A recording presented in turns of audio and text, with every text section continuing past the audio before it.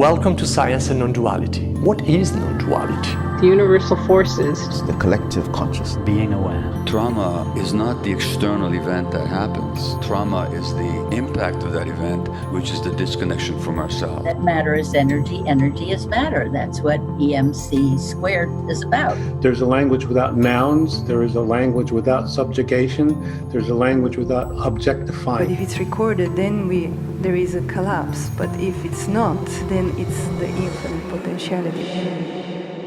Good morning, good afternoon, and good evening, wherever in the world you are. In this case, it's definitely working for everybody since we are in two very distant from one another. It's a joy to have you here. My name is Maurizio Benazzo. My name is Zaya Benazzo, and we want to welcome you all to this community conversation with two very special guests, our friends and Aboriginal elders, Uncle Paul Gordon and Uncle Paul Callaghan. And today we want to discuss, they will share some wisdom from their new book on the dreaming path. We had the privilege to meet both uncles this winter when we were filming in so-called Australia for our next documentary.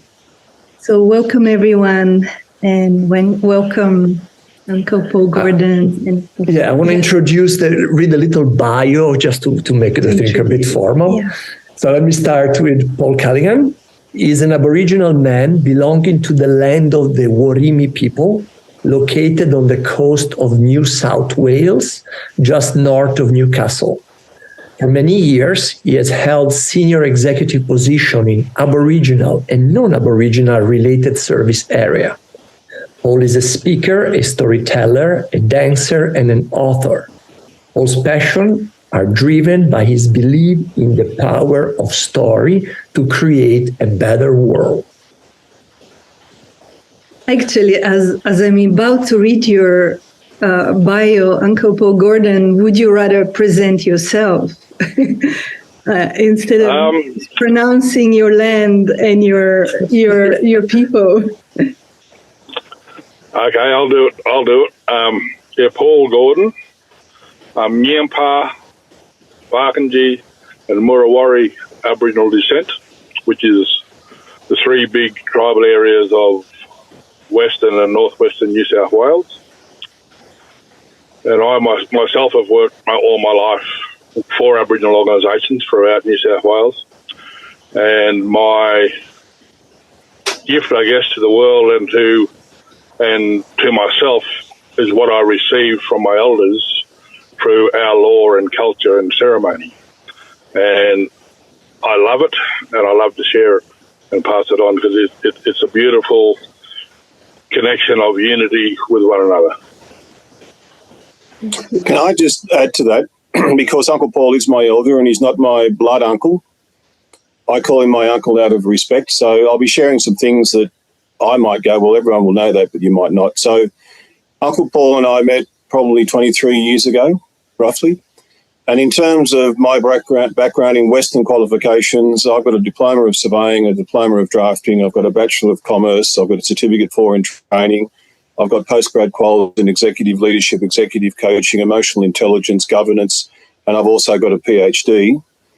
But to set the scene, the learning I've got from Uncle Paul has been far more profound than all of that learning in the Western world pulled together in 1 year, let alone 23 years. So I look up to him. He's my role model.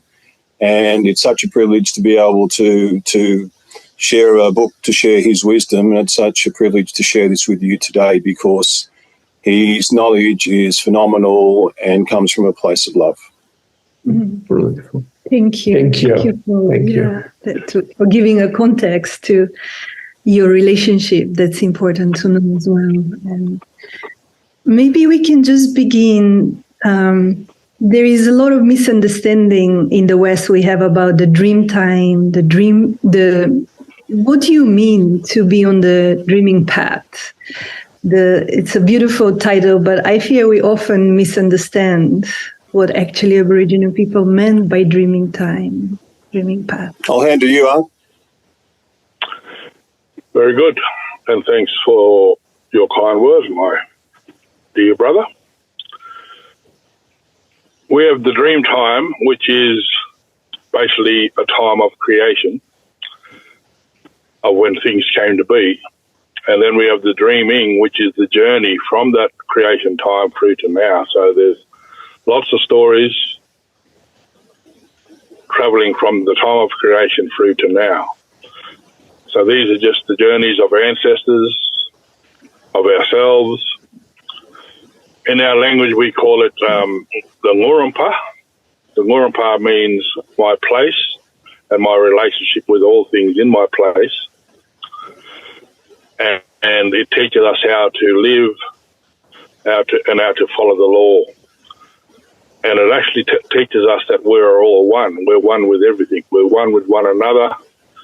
We're one with trees. We're one with plants, all sorts of plants and animals and birds and fish. We're one with all things. And that's what the dreaming teaches us. And so adding to that, the title of our book, The Dreaming Path, is about challenging everyone in this world to think about that journey and are they walking their journey, because in our way, we are one and we're born for a purpose.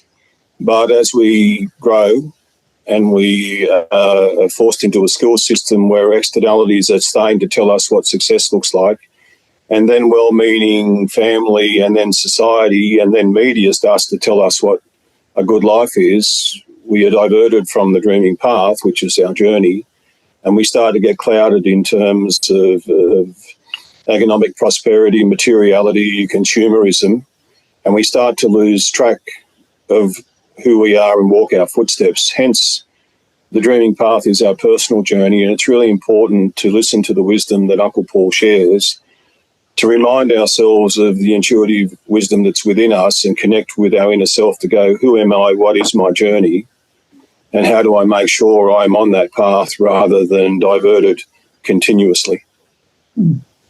Beautiful. And asking the question, who am I, like in Aboriginal, and again, please correct us and help us understand there are many Aboriginal tribes and nations and spiritualities, and so I want to be also careful not to group everything under Aboriginal wisdom. So help us understand a little bit more. But let's say in your specific cultures, how do you understand identity? What is identity? Aboriginal people. Let's have a look at how many different groups there are in Aboriginal Australia. So we have over 500 language groups. So when I say Nyampa, that means my word world, the world of Nyampa, that besides my clan, other people also speak it. And then we have two dialects, Whale 1 and one Gaipon, of that language called Nyampa. And then inside them two dialects, we have people who actually belong to country. So when you think about 500 different language groups, at least 2,500 different dialects of them languages, and probably more than 10,000 different groups who sit inside country and are responsible for looking after it. Yet, for more than 100,000 years, we've lived on this continent together. We never built one castle. We never built one fort. We never built one fence. We never built any armies to go out and try and conquer one another. What we done was we sat down together and we built relationships. So even though we are different, we can sit down together and respect each other's differences and see each other's similarities, and we're able to say, yeah, we're a little bit different, but same. And when you think about that, it's a really important lesson for the world to be able to let's sit down together and build a relationship with one another and respect each other's differences and connect through each other's similarities. And if we can do that as a world, we will have a beautiful place. just like our countries were in Aboriginal Australia for thousands and thousands and thousands of years. So our identity is to be able to say we're one with our country and we're the same as a tree, as a rock. Like all my old elders, when they first met me, they would say, you know what, my son, me and you, we're the same. We're the same as tree, we're the same as rock, we're the same as kangaroo, we're the same as emu, we're all same. We come from the land, we go back to the land the same as everything else does.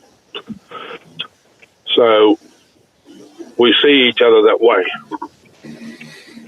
And we come back over and over again from that country to be born again over and over again. Sometimes as a kangaroo, sometimes as an emu, sometimes as a tree, sometimes as a bird, sometimes as a fish. So we say, I remember when I was a fish. I remember when I was a kangaroo. I remember when I was a tree. So therefore I can still connect with them and talk to them because I have their memory in me. So it's a big story of connection with one another and with all things. And the way I describe that in some of the things I do, because Uncle Paul and I, we have different aspects of what we talk about, and then we obviously overlap. But the connotation I use for Western thinking is, in the Western world, we talk about diversity, and most of the time we celebrate it. Sometimes we don't. It creates tension. But diversity is something to be cherished. But in my learning from Uncle Paul, my phrase is diversity is only powerful if underpinned by a platform of unity. So we can have all the diversity in the world, but it's useless unless something connects us in unity.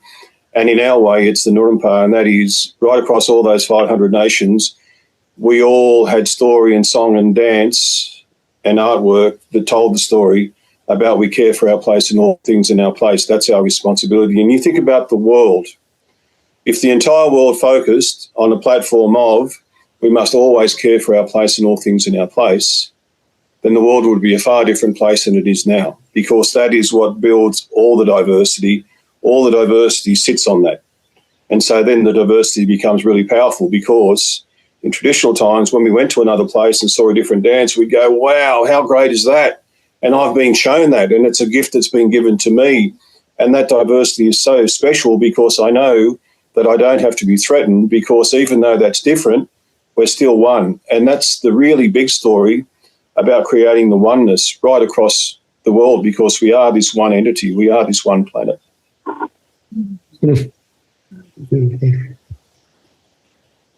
Maybe before there's something I would like to discuss further, but maybe we can speak about the Aboriginal lore, because many of us don't know what that is and what you refer when you speak of lore. If you can speak to that. Yeah. So lore, L-O-R-E, is about story. So from a very early age, in traditional times when a child was born, from the day they were born, they were carried by their mother in a goulet bag, what we call a goulet bag, which was around their back. So when that mother and the grandmothers and aunties all went out gathering food together, that child was always with them. So from day one, they're learning about their country and their place. They're learning about the medicines. They're learning about the foods. They're learning about their responsibility to that country. And by the age of 10, an Aboriginal child was quite capable of looking after themselves. Their knowledge that they would learn over that 10 to 12-year period, by doing it every day with their grandmothers and mothers, they knew where to go when they had a headache. They knew where the headache tree was. They knew where the bellyache tree was. They knew where any medicine was, because their mothers and grandmothers taught them. They knew about how to gather food, how to grind up seed to make flour. They did all that in the first 10 to 12 years of their life.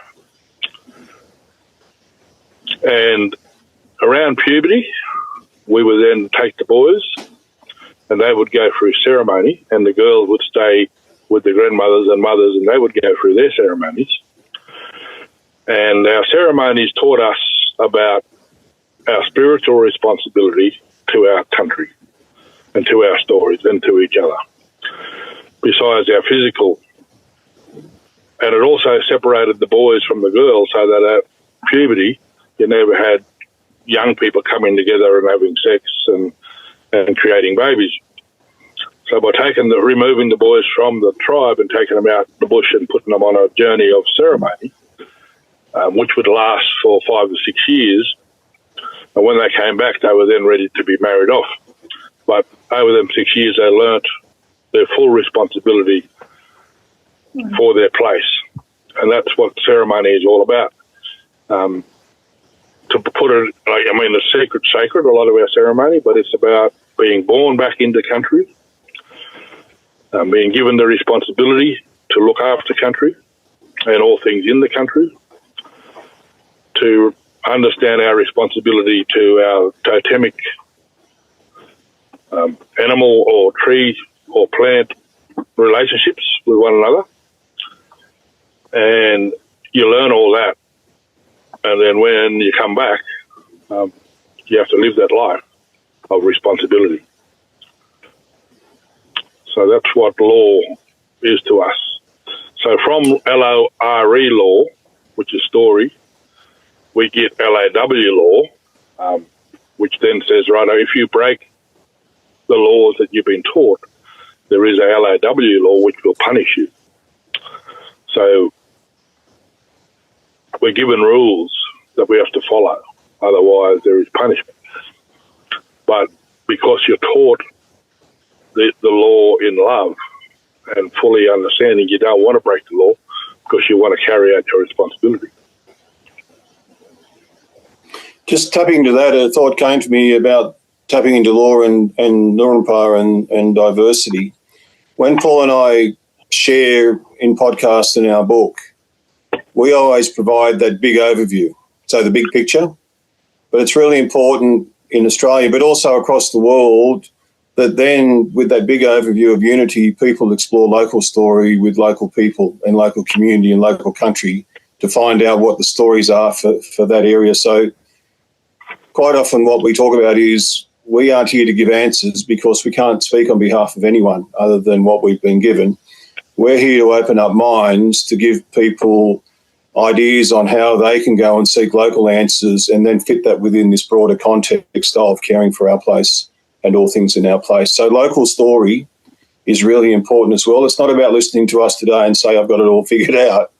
It's about saying, wow, I've been given this new way of seeing the world. So exciting. Now I can go and connect with local country, talk to local elders and find out what their stories are as well. And then we create this beautiful mosaic of connectivity. Beautiful. And you write in your book, our stories aren't myths or legends or fables. They aren't about dreams either. So often in the West, when we hear story, we think, yeah, it's not real, but you have a very different meaning of story and storytelling. And you also speak in your book how the story actually lives in the land.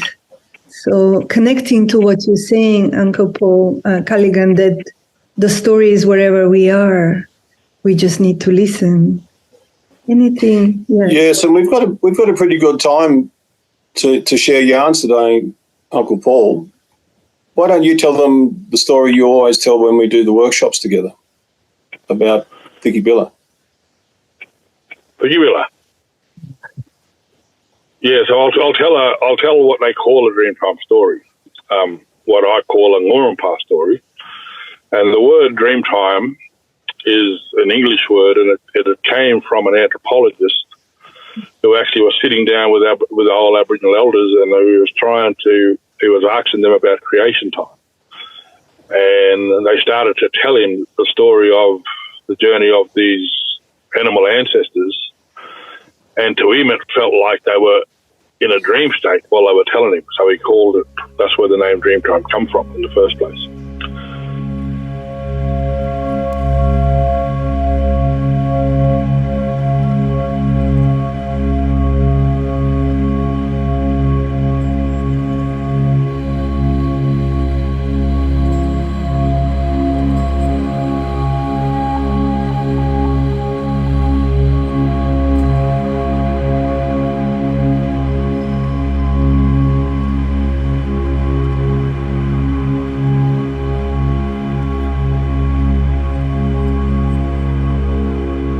So this is a story about Tikibilla. And Tikibilla was a little furry creature. And there was this old man who loved to eat Tikibilla. And this old grandfather said to his two grandsons, "Come on, you two boys. You have to come hunting for Tikibilla with me because I'm your grandfather. And you have to do what your grandfather tells you." They said, "Grandfather, we know our obligation to you and our responsibility, but we don't like going with you because you're greedy and you don't share with us." And he got angry with them and said, "Don't you boys tell me the law. I know the law. You just do what you're told." So off they went hunting. Now when them two boys were walking, this old man said, "I'm too tired. I have to sit down here in the country," because he was a very fat, lazy man. And he sat down in the country and he said, "You two boys keep walking and find the Tikibilla and bring it back here to me." So off they went, found the Tikibilla, and they brought it back to this old man. He said, "Now leave him here and go and get some wood so we can cook it." Off them boys went and they brought some wood back. "Here, grandfather, here's that wood for the Tikibilla." "That's not enough wood. Leave that wood here and go and get more wood." As soon as them boys was out of sight, he lit the fire and cooked that Tikibilla up and he ate it.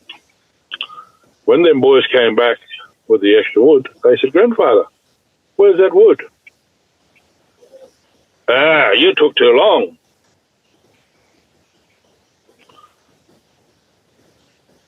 I burnt that wood and ate that Tikibilla. Now leave that wood here and go and find me another Tikibilla." So they left that wood and off they went to find another Tikibilla. While they was away, he burnt that wood. He hid that wood behind his back. And when they came back with another Tikibilla, they said, "Grandfather, where's all that wood we left here?" "I burnt that wood. I was cold. Leave that Tikibilla here and go and find some more wood." As soon as I was out of sight, he got the wood out from behind his back, lit the fire up again and cooked that Tikibilla and he ate it. And he kept doing this over and over and over, getting them boys to bring him Tikibilla, hiding the wood from them until they was out of sight and then cooking it and eating it again. And he just got fatter and fatter and fatter sitting in the landscape. And my old granny used to say, he ate that many Tikibilla, he started to look like one. Now, luckily, back in that time of the Warumpa, or the Dreamtime, creation time, the Bapala people, which is a little black and white butterfly, they flew by, and they were magic people, and they flew past. And they seen that old man breaking the law, eating all the Tikibilla from one place, and not sharing with his grandsons. And they said, "That old man is breaking the law, we have to punish him." So they went back to a little tree called a warrior, W-A-R-R-I-A, not a warrior with a spear, but warrior in my language means a little currant bush. And they belonged to that little currant bush. That was their ngura, or their camp, or their home, what we call a ngura. They went back to that ngura and they got them sticks off that little currant bush and they made little spears and they came back to that old man and said, "Old man, you broke the law. You've eaten all the Tikibilla from this country.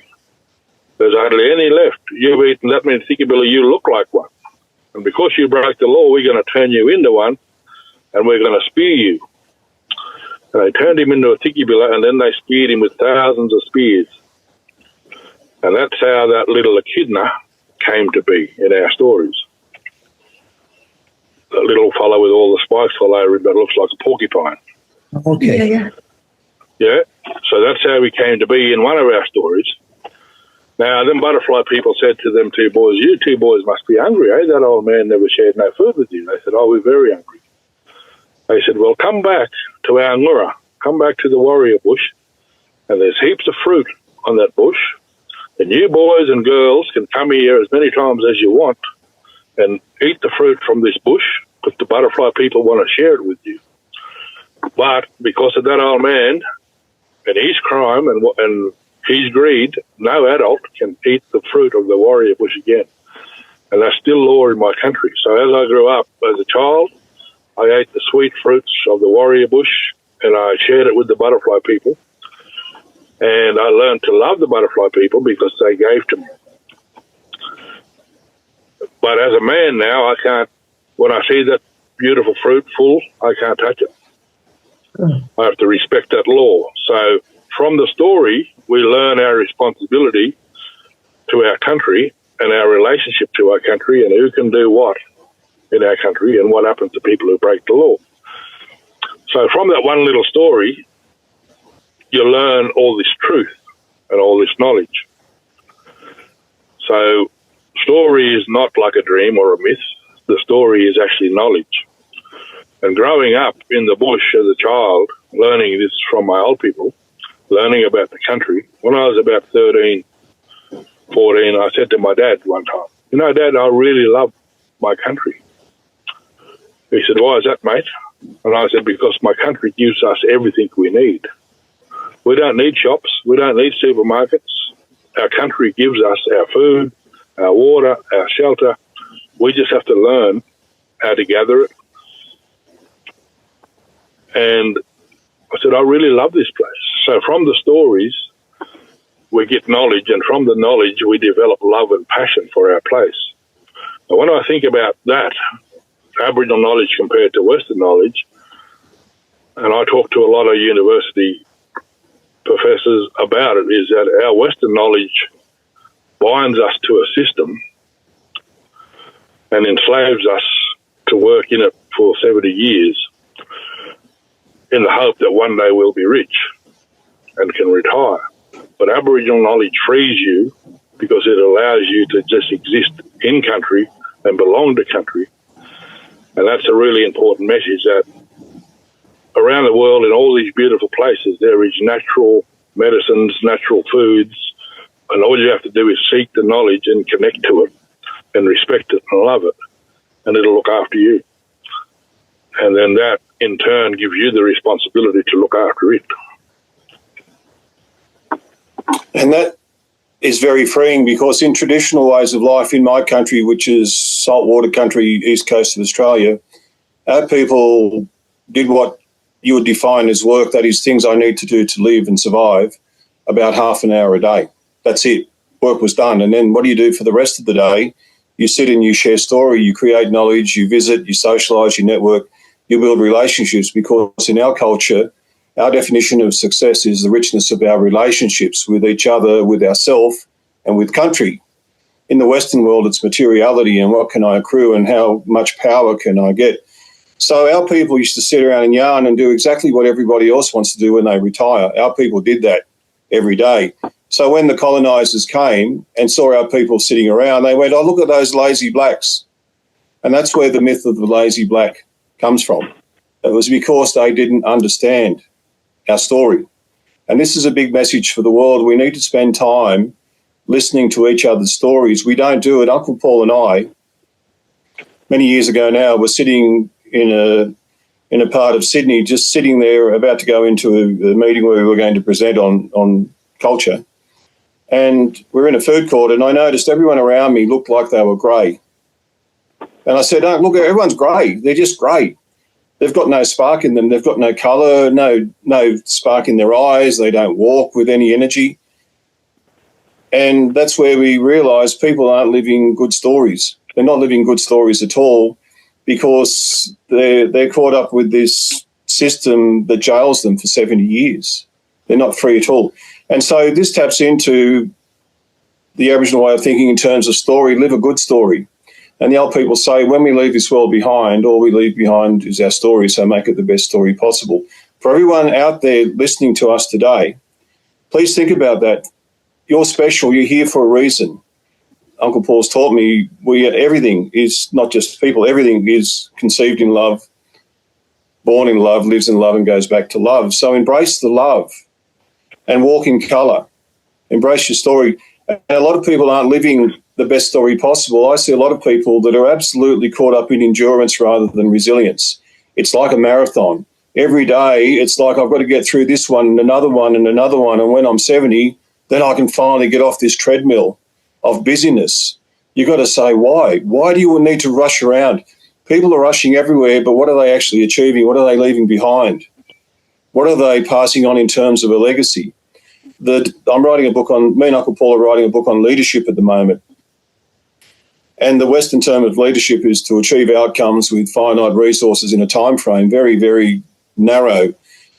What I've come up with in terms of an Aboriginal definition based on my experiences with elders is our definition of leadership is my responsibility to care for my place and all things in my place for my children's children's children's children. What is my legacy? What am I leaving for the children that are coming that I won't even see? Our people always thought about that. And you think about this world at this moment in time, what are we leaving for 4 generations? It's not a very good story at all. And so the other definition of leadership I share, and we're all leaders, and people listening here today, I want to inspire you to think about leadership. A leader creates great stories around them. If you aren't creating great stories around you, you're not leading. And so the leaders of corporations, the leaders of teams, the leaders of families, the leaders of communities need to think about what stories am I creating. The Buffalo people came in and said, we've got to turn this story around here. It's not right. We need to speak up, and they did. We need action across the world for people to speak up and say, how do we create the great stories? Because governments won't. Okay.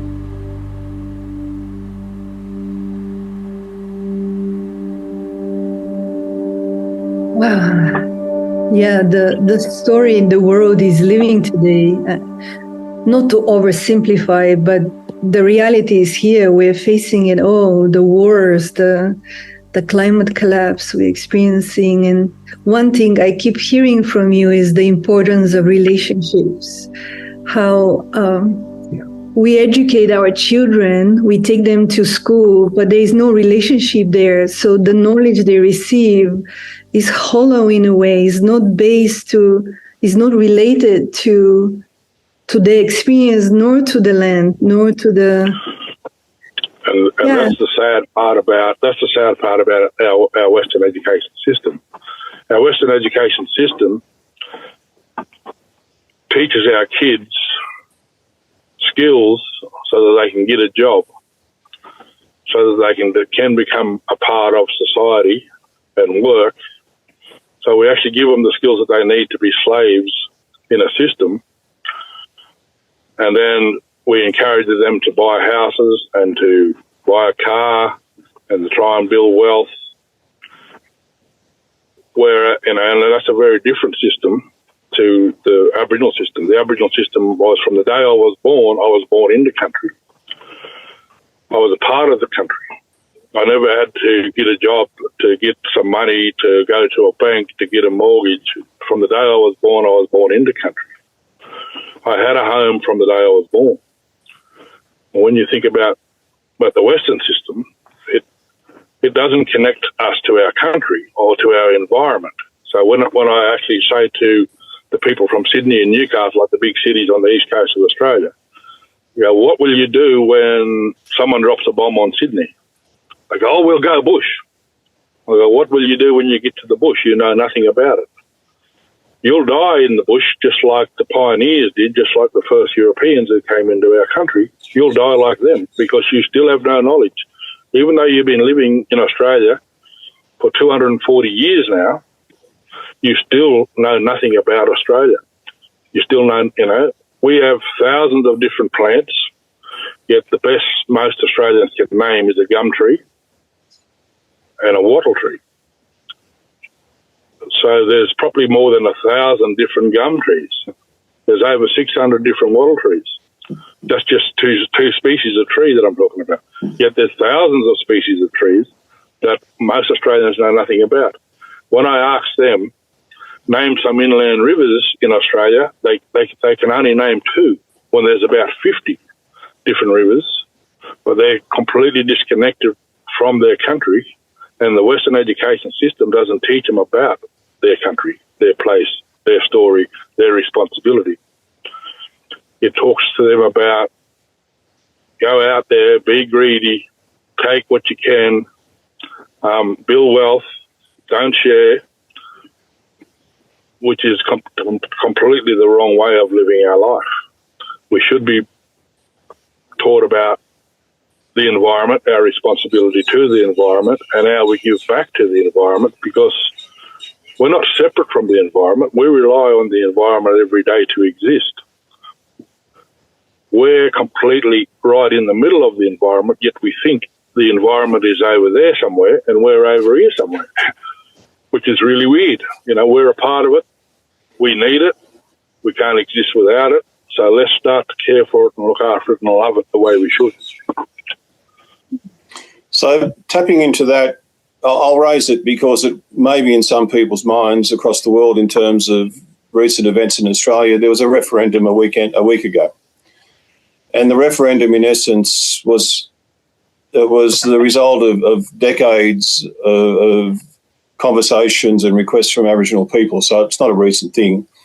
But it was pulled together in terms of a statement called the Uluru Statement. And the Uluru Statement, even though it wasn't reflective of every single Aboriginal person in Australia, it was still pretty good in terms of what it said, and it had a lot of people contributing. And it basically said that Aboriginal people would like to be recognised in the Constitution as having been here, and also in terms of all the socio-economic disadvantage that we face because of the impacts of colonialism, we would like to have an advisory group called The Voice that would talk to government about policies affecting Aboriginal people to make sure we get them better and right. Simple as that. And the proposition was put forward and it was voted down. And speaking personally, the next day I was broken. But then once I thought it through, I thought, of course it was going to be voted no, because Australia is a very racist place. And all it's done is reveal what I and others have already felt, and that is Aboriginal people aren't accepted in this country. Our law isn't accepted. The beautiful gift of sharing our knowledge and values and how people can connect to country, that was offered, and it's now been rejected. And so then I thought about that, and I thought, why did 60% of Australia reject it? And I unpacked it, and then I thought about the world, and this is where it's tapping into what Uncle Paul was saying. And so I'm turning this into a positive construct to challenge you all. What I see on social media particularly is this kind of these communities of outrage where people across the world are outraged and they yell and they scream, and nastiness has become the norm. People are saying incredibly nasty things. The day after the referendum, my wife, who's non-Aboriginal, was in tears because there was a comment there saying all mixed blood, half-caste Aboriginal people should be killed at birth. People are saying that in open forums. And so I put a post out to challenge people saying, well, I'm mixed blood, so are my children and my grandchildren, so you're wanting us dead. And I said, my mother passed away 7 weeks ago. Does that make you happy? Because that's a problem gone for you. And so these are the things that are affecting us. But when I thought about that with this outrage, in terms of the vote, it was a lot of poor people that voted against us. The educated and the people who had privilege all voted yes. It was the poor people, and I thought, why are they doing that? And then I started looking at the feedback, and I saw one person interviewed, and he said, I've got cost of living pressures. I don't need this rubbish. So we were seen as rubbish.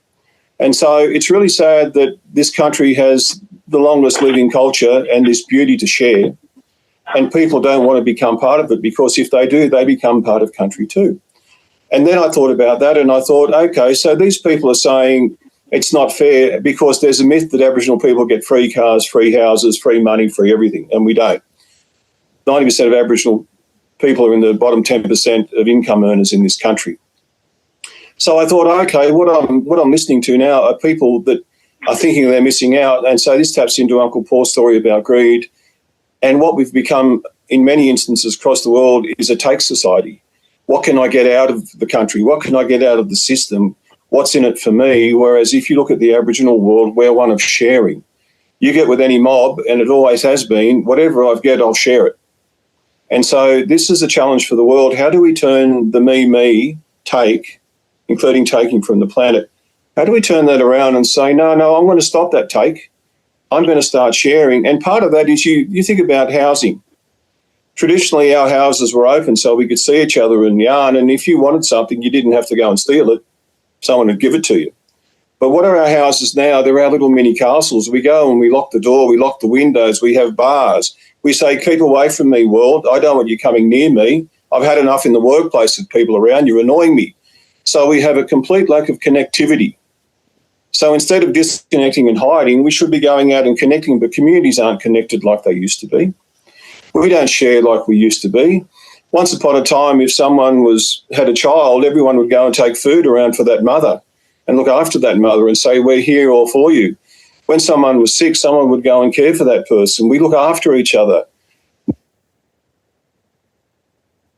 Now there are people that pass away and sit in their units and aren't even discovered until the mail starts building.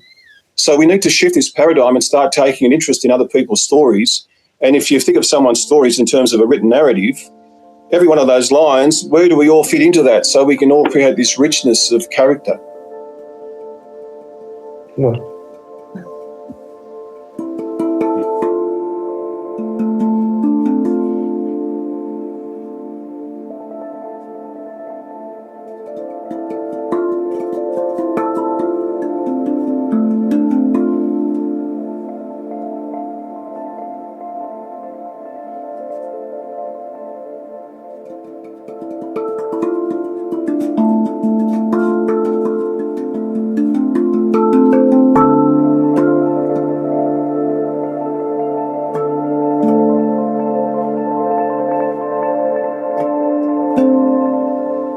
Well, it's just heartbreaking. I don't know what to say. The referendum last week in Australia, and Uncle Paul Gordon, is there anything you want to add to this? I'm curious what your way of looking at this is.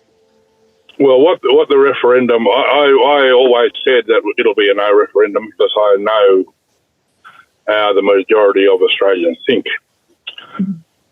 And it goes back to another story of the Thickybillah, which which we tell when we're around to kids when they're around 11 or 12, just on puberty. I don't know where Mum left the money in your place or the loose change, but when you're around that age, you walk past and you see that loose change, and then you have a bit of a look around to see where Mum is. And if you can't see, you actually take that money and put it in your pocket, So you actually start to think about taking things without asking. And it's sort of a thing at puberty because you might be going into high school and you're starting to think about a can of Coke or a pie or wanting to buy something with your friends. And so we have a story about that. And again, there's a story about the Thickybillah, and he was furry like a kangaroo. But he was the greedy one now. So every time he woke up every morning, he went looking for food. And he would scratch the country and dig his nose in there and put his nose in there. And doesn't matter how much food he found, he wanted more because he was greedy. And one day he woke up and he thought, I hope I find something really nice today. And he started walking the countries, eating. And then all of a sudden, on a breeze, he smelt this beautiful smell of cooked meat. And he thought, that's a kangaroo, cooked kangaroo. And he followed that smell and he came to a butt of a tree. And he looked up, and in the fork of a tree was a fully cooked kangaroo that had been taken out of the ground oven. Because when we cook our meat, whether it's emu or kangaroo, we cook it full in the ground. And the people who owned it put it up there in the tree so that the dingoes wouldn't come and steal it. Well, this Thickybillah, he had a bit of a look around. He couldn't hear no one. He couldn't see no one. So he climbed that tree and he got it down and he started eating it. My old grandmother used to say he got stuck right into that meat. He was just tearing it apart, eating it as fast as he could. And while he was eating it, the people who owned it came back from the river. They were down there collecting yams and other vegetables to have with their meat. And they seen him. And he seen them, but he said, I'm too full, I can't run away. So he just stayed there and kept eating. And someone sung out, "Hey, look at that thickabilla. He stole our meat. He broke the law. He has to be punished. Spear him." And straight away he started telling lies. "Hey, no, mate, I didn't steal your meat. No, I knew it was yours. I was walking by your fella's camp and I seen your meat up there and I thought, I'll do them a favour. I'll get it down for them and I'll help them and I'll have it all ready for you when you got back." They said, "Not only are you a thief, you're a liar as well. Spear him." And they speared him and he kept talking. So they kept spearing him. And he kept talking until all his back was covered in spears. And he was still talking. "Hey, spear him in the head, that'll shut him up." I speared him in the head, but he still kept talking. Hey, he must be talking through his arse. Spear him in the arse, that'll shut him up. And I speared him in the arse and he finally stopped talking. And my old grandmother used to say, "See, son, just like the government, they came over here, they stole our land, and they've been talking through their arse ever since." So when you think about people who do the wrong thing and steal from other people, they never ever own up to it. They then try to blame the people they stole from and say, "No, we never." Then they tell lies, "No, we never." So when you look at the lies that still exist in this country and the guilt that this country still feels, they still want to put that back onto us because they don't want to own up to the truth. They don't want to build a relationship with us because they think they might actually have to give something back. But all we want to do is give to them and pass on our knowledge to them so that they love our place and look after our place the same way we have for thousands of years.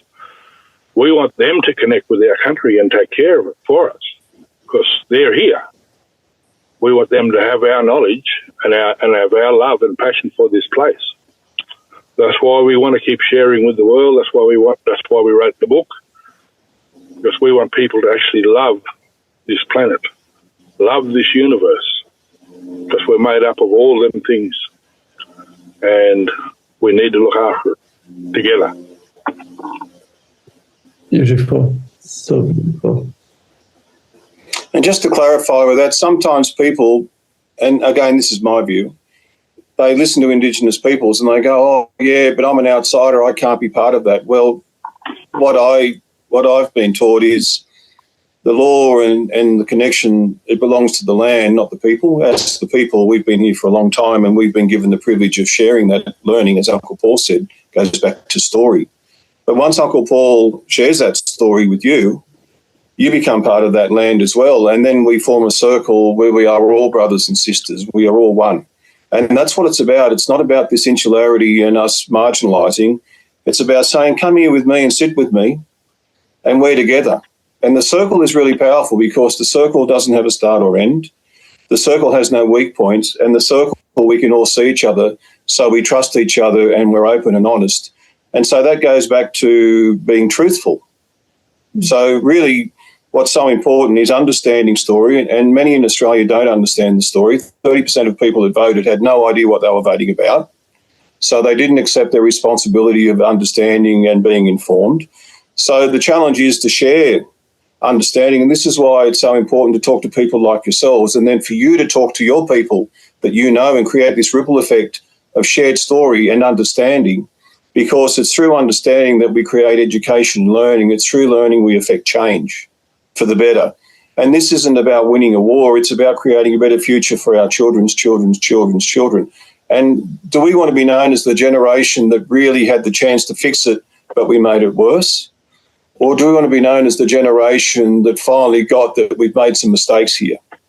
The book on leadership that Paul and I am writing, I've got an accounting degree, so I was talking about in this book on the weekend when I'm writing it about how back in the 80s, the main focal point of business was the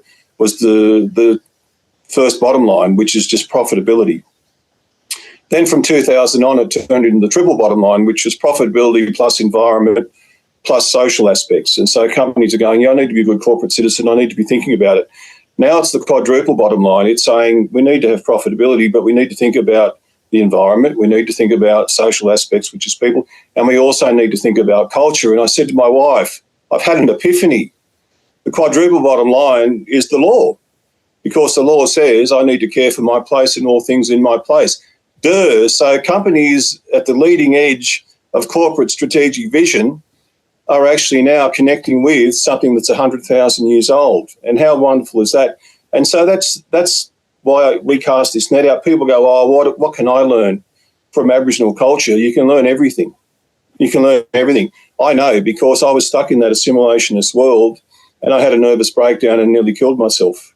And then I met Uncle Paul and I was given all these gifts and I said to him, wow, these things are good for everybody. And in the contemporary world, they're even more important than in the old world. Can we write a book? And he said, yeah, let's get a book out there and help the world. And so that's where we come from. And so we talk at a broader level about the world, but also the book itself, it builds over the chapters to build an ability for an individual to identify their story, their dreaming path, and then they can create a self-care plan on how do I get myself on track so I am well, because the Aboriginal definition of well-being is totally different to the Western.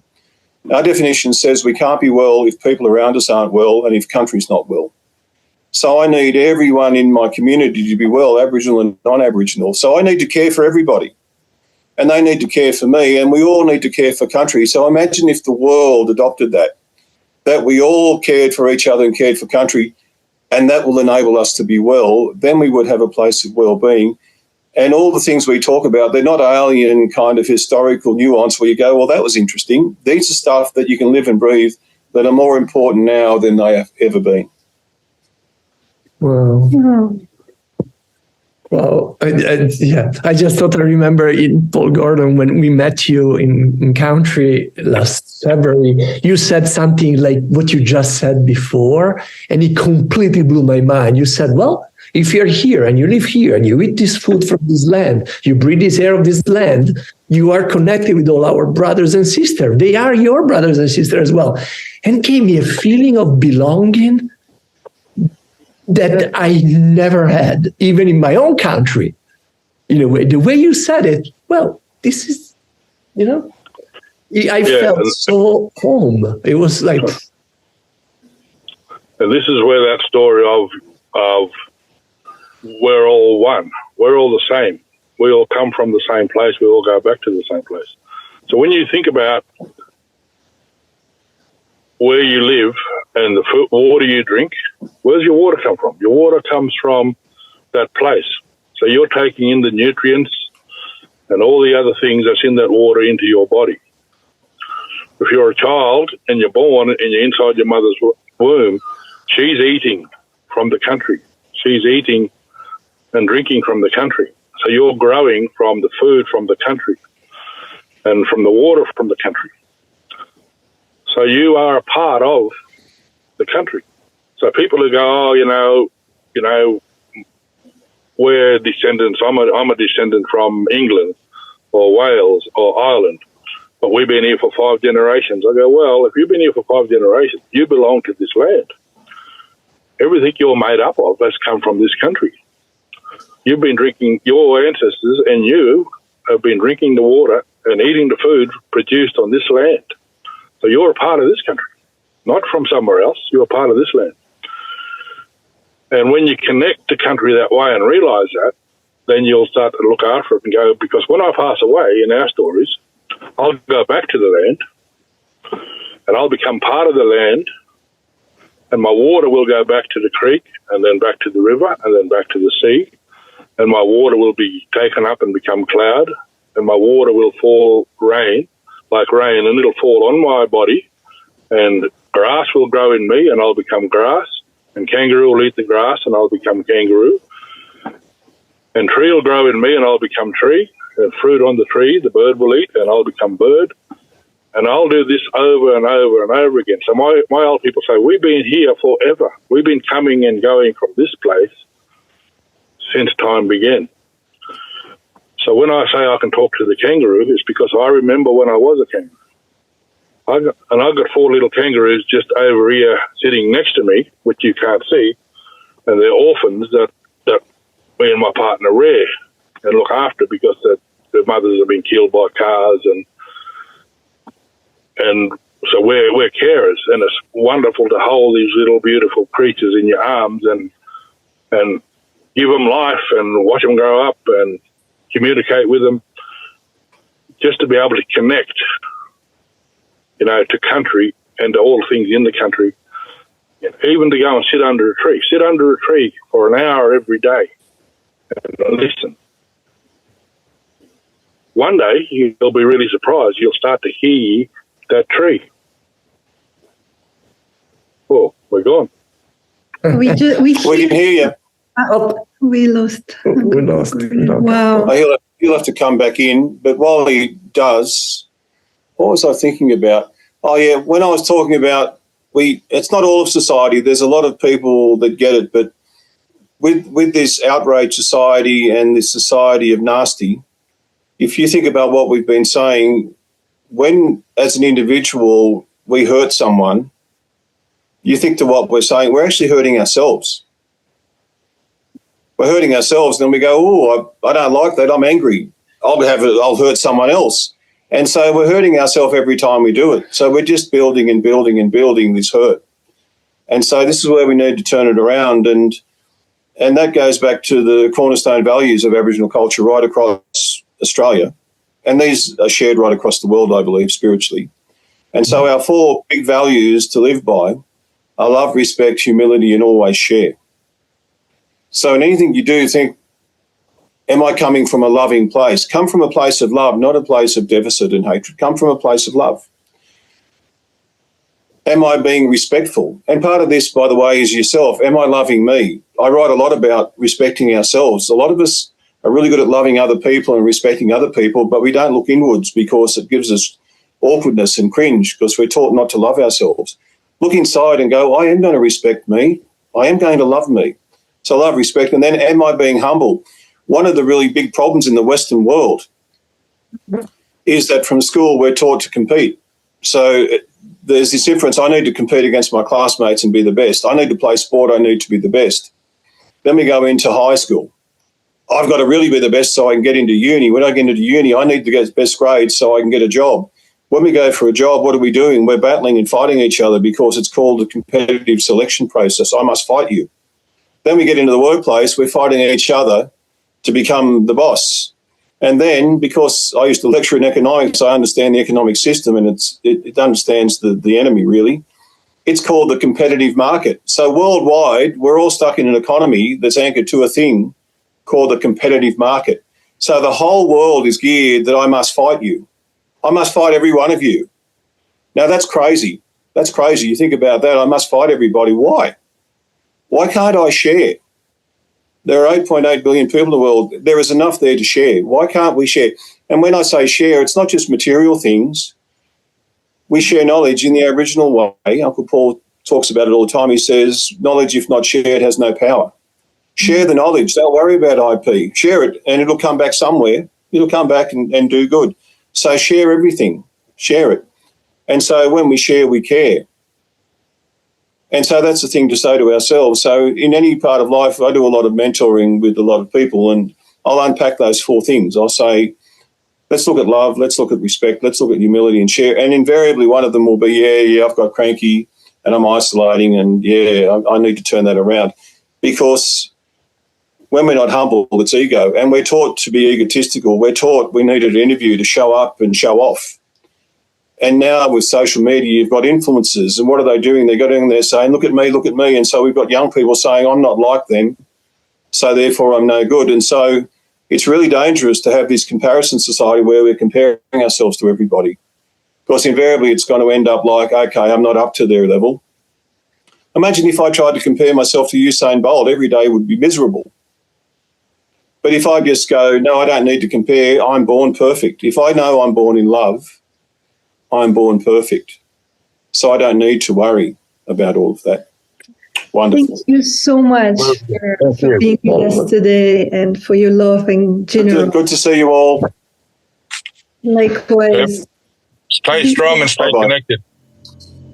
Bye. Brothers, thank you so much. And till we meet again. And thank you for listening to The Sounds of Sand.